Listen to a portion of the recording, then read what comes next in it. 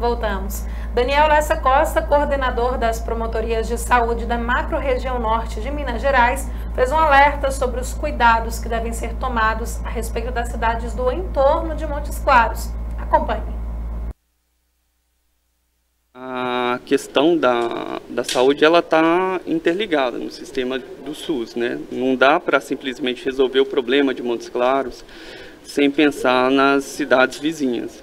É como a questão da vacina, né? Não dá para vacinar um país sem pensar no outro país, que é o que tem se muito divulgado. E Montes Claros é onde reúne os hospitais com maior grau de tecnologia, que é mais fácil de entender, que é a classificação dos hospitais. Então, assim, não dá para evitar que um paciente venha até Montes Claros para ser atendido. Então, se a gente não resolve o problema de toda a região aqui do norte de Minas, o problema de Montes Claros sempre vai surgir, porque as pessoas vão procurar Montes Claros, elas vão vir até Montes Claros. E até por isso a gente fez uma reunião na semana passada com a AMANS, foi até sugerido na Comissão Intergestores de Saúde.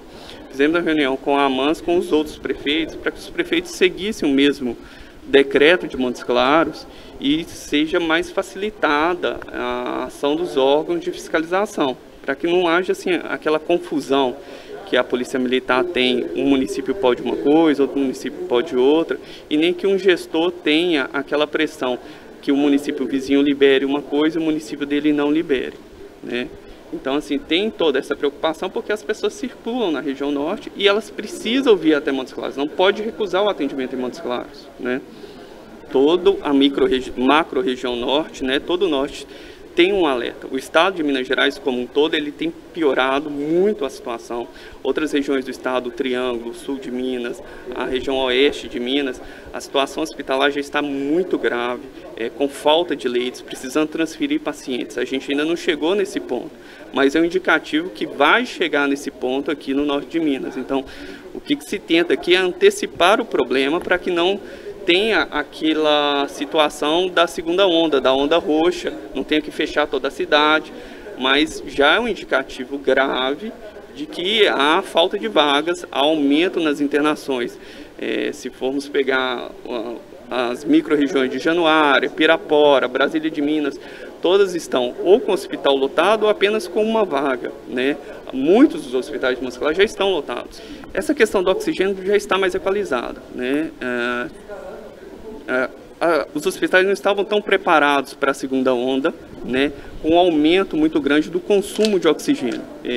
Tivemos uma escassez de oxigênio e aqui na região o maior problema foi Januária, faltou oxigênio, precisou transferir os pacientes e precisou mudar toda a rede do hospital.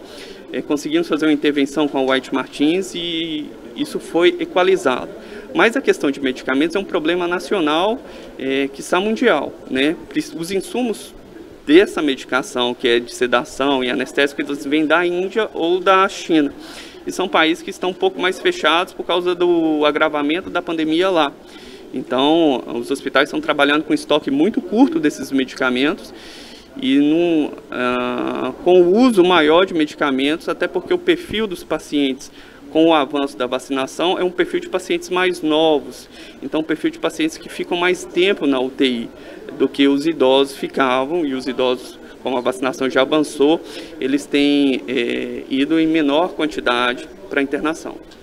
Em relação à vacina, a questão depende muito do governo federal, do que vão chegar as doses, mas está muito organizado nas cidades a vacina. Assim, conforme vai chegando, estão sendo aplicados. Então, isso é monitorado até pelo próprio Tribunal de Contas do Estado. O Tribunal de Contas identifica, pelo lançamento das informações, quais que são as incongruências, pessoas que foram vacinadas 2 vezes, pessoas mortas que foram vacinadas, mas os casos no norte de Minas são muito poucos. Essa questão que nós recebemos dessa lista do Tribunal de Contas são muito poucos e às vezes decorrente até de erro no lançamento mesmo do dado, de inserção do número do CPF, e às vezes ocorre algum erro, porque se a gente pegar um quantitativo de Montes Claros foi vacinado de mais de 100 mil pessoas, a gente recebeu apenas 4 nomes. Então, assim, é um indicativo de que foi só um erro de lançamento, né? Não é uma fraude sistematizada. E também a gente não identificou perdas, questões de armazenamento, questões tão relevantes. teve um problema nacional, que foi o uso da seringa, que perdia um restinho da dose ali na seringa, que não era a seringa do fabricante, né, especificado pelo fabricante mesmo. Mas é preciso ressaltar que essas seringas elas foram compradas antes do fabricante falar qual seringa que deveria ser utilizada para vacinação, para evitar aquele aumento de preço e a escassez. Então, antecipou-se a compra dessas seringas e depois verificou que é preciso alterar essas seringas. Isso já está em observação, mas não é uma questão que se pode falar que é uma fraude, né? É uma questão de um processo de aprendizado, né, que vai sendo feito, e também uma antecipação que foi necessária para evitar a falta da seringa. Você ter a vacinação, mas não ter seringa e agulha. O Jornal Gazeta Norte Mineira fica por aqui.